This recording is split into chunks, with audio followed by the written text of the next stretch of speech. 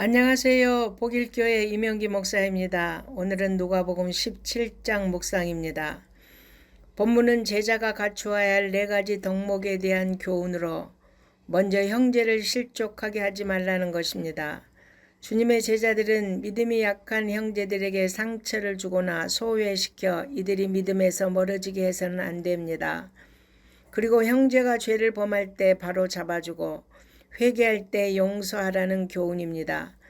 주님의 제자들은 지체들을 한없이 용서할 수 있어야 합니다. 또한 사도들은 예수님께 믿음을 더해달라고 요청했습니다.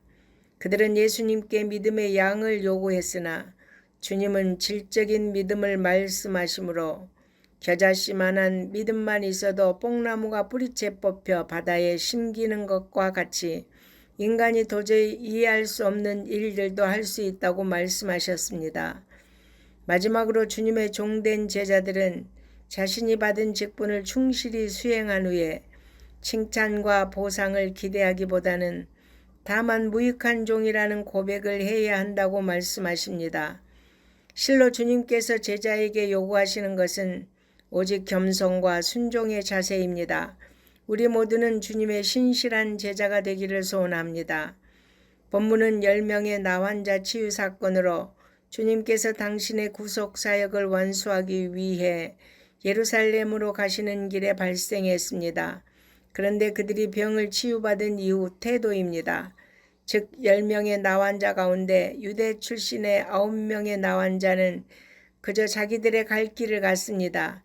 이에 반해 당시 유대인에게 멸시받는 사마리아 출신의 나환자만은 주님께 다시 돌아와 감사하고 하나님께 영광을 돌렸습니다. 그리하여 그는 주님으로부터 질병 치유뿐만 아니라 구원의 은혜까지 입게 되었습니다. 나머지 9은 나병은 치유되었지만 구원의 길에 들어서지는 못했습니다.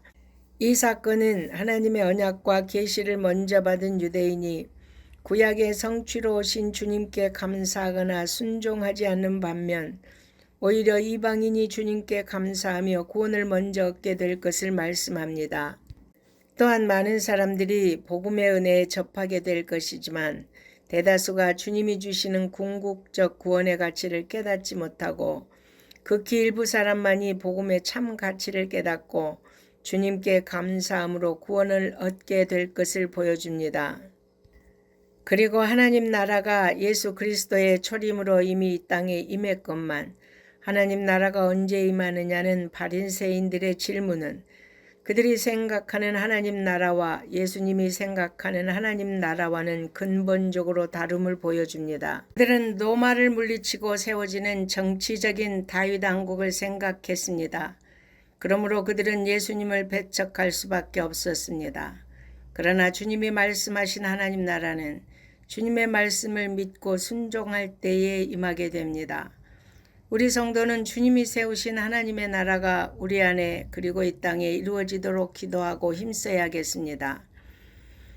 본문은 성도의 종말론적인 삶에 관해 말씀하신 교훈으로 주님의 제자들이 주님의 날을 대비해서 어떻게 믿지 않는 사람들과 구별되어 살아야 하는지에 대해 말씀해 주셨습니다.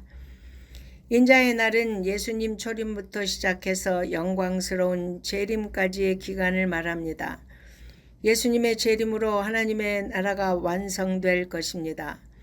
주님은 번개가 하늘에 번쩍이는 것 같이 모든 사람이 볼 수 있도록 재림하실 것입니다. 그러므로 성도는 항상 오늘이 마지막인 것처럼 주님과 동행하는 삶을 살아야 합니다. 그런데 사람들이 종말의 날을 궁금해하면서도 그날을 준비하지 않는다는 것입니다. 노아의 때와 롯의 때에 하나님의 심판을 경고했지만 모두가 심판이 임하는 순간까지 삶을 즐기다가 모두 멸망한 것처럼 그렇게 살지 말라는 것입니다. 주님의 재림은 구원과 심판이 동시에 일어날 것입니다. 누군가는 구원을 받고 누군가는 버림을 받아 심판 아래 놓이게 됩니다. 그 기준은 주님의 십자가의 능력으로 구원받은 은혜에 감사하여 주를 위해 자기 목숨까지도 잃을 마음으로 살았는가 아니면 소유와 재물을 의지해 자기 목숨을 보존하고자 살았는가입니다. 뒤를 돌아보아 소금 기둥이 된 롯의 아내처럼 하나님의 말씀을 소홀히 여기고 이 세상과 재물을 의지하는 자는 멸망을 피할 수 없을 것입니다. 그러나 주를 위해 자기 목숨을 잃는 자는 살 것입니다. 주님은 우리가 그날을 준비하기 원하십니다. 노아나 롯의 시대 사람들처럼 세상에 젖어 살지 않기를 바라십니다. 여러분, 날마다 성령님의 인도하심에 순종하며 재림을 준비하며 삽시다. 아멘.